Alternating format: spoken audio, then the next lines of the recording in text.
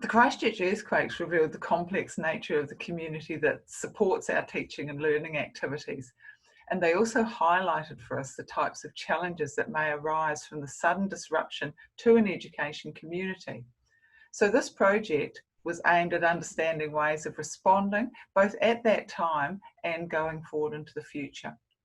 My co-researchers, Leslie Seaton, Judy Yarwood, Melanie Ryan and I aim to describe the impact of the post-disaster uncertainty on delivering the nursing education program at what was then CPIT and is now ARA. We want to describe the adaptations that were required in this disruptive situation and look for the critical success factors for managing such a large-scale disruption. And from that, we want to determine practical, action-orientated guidelines for such situations. So this was an 18-month study. We used Ashgar, Alakun and Turrell's framework for a post-disaster recovery phase, and that's got 3 stages to it. The response stage, where we explored the period immediately after the disaster and looked at the priorities, the decisions, the communications and activities that were absolutely necessary to rescue the BN program. In the next phase of it is the recovery stage. So that explored the period from after the immediate rescue phase into recovering the program, which gave us the decisions and communications and activities that were necessary to stabilise it and be ready for teaching and learning activities again.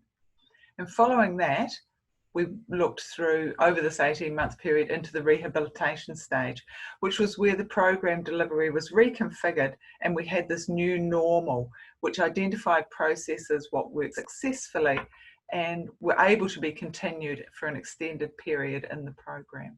So to do this, we used a case study method and we interviewed all the staff, so the academic, corporate, management, operational staff, but we were also very interested in looking at the analysis of different artifacts. So that was the communication that happened with Facebook, on emails, through the website, as well as disaster preparedness plans that existed in the organisation. One of the most important things to take from our experience is that we realised very quickly that a plan for a disaster doesn't by itself equal preparedness.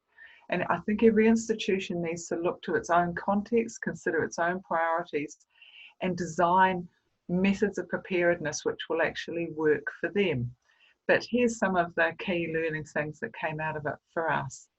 Action plans are really important and staff do need to be aware of them.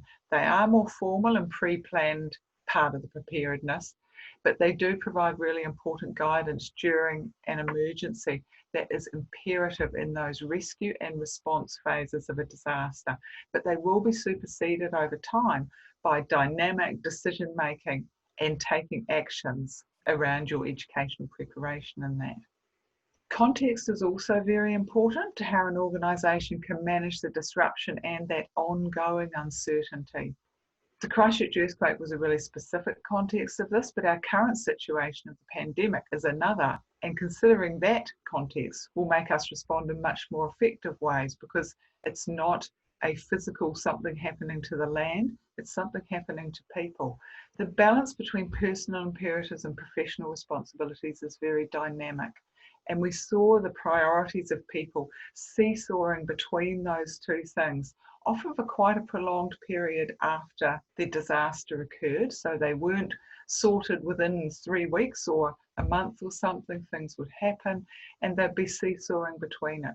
And organisations need to acknowledge the challenges of that to both their staff and their students and offer continuing support and flexibility to all staff and students as things happen in their personal lives and their professional lives. Communication is absolutely critical. It needs to be responsive, it needs to be clear, it needs to constantly be happening so people don't feel like they're sitting in the dark. It needs to be consistent so you're not getting different messages from everywhere. And it needs to be really inclusive and reach everyone.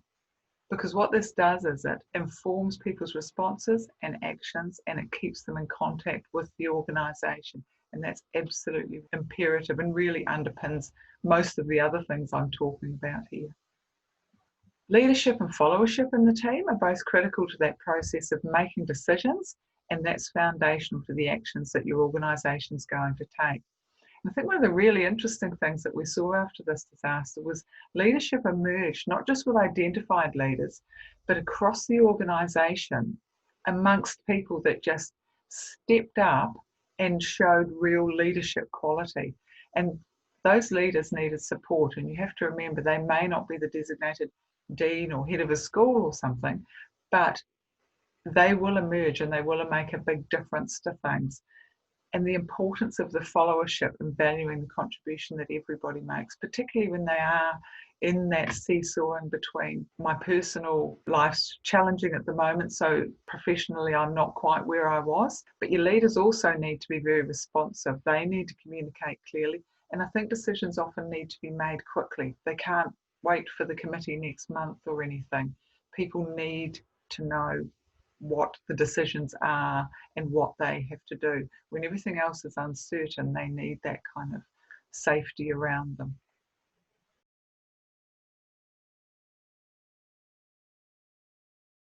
So we could see a difference between the aftermath of the February earthquake, which was absolutely chaotic, and the aftershock earthquakes that occurred in June of that same year, where people did have less uncertainty and they felt better equipped to actually deal with the situation. They knew the actions to take, they supported each other, and felt that they did have some ability to cope with it and take the right action.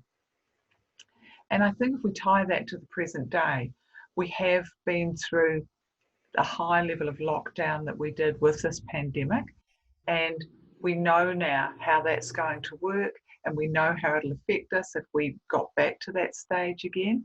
So I think we are better prepared.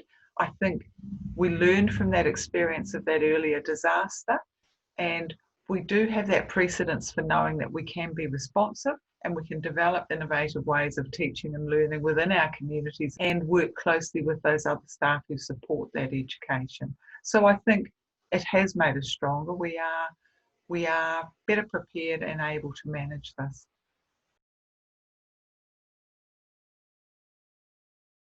I think in this current pandemic situation, we do have more ability to take actions that keep us safe. So we can encourage people with personal risk mitigation so that they are looking after themselves and looking after others around them. Offering continued support and flexibility to all staff and students, both personal and professional, remembering their circumstances might be different and we need to individualise that and support people where they need it personally. And professionally, ensure that people can teach and learn in the new context. And that might involve new skills development and resources that we have to work with our team to provide. We need to initiate and maintain regular communication and close contact with staff and students. We need to provide support for innovations and make decisions relating to the flexibility of a program as soon as possible, and ensure that all the staff know about this so they can be as well prepared as possible and make the experience for the students as good as possible. And I think we have to continue looking back. We have to reflect on and learn from each event as we have it. So for us now, it's each phase of the lockdown that we've been in and what we've learned from that, and carry that forward with us.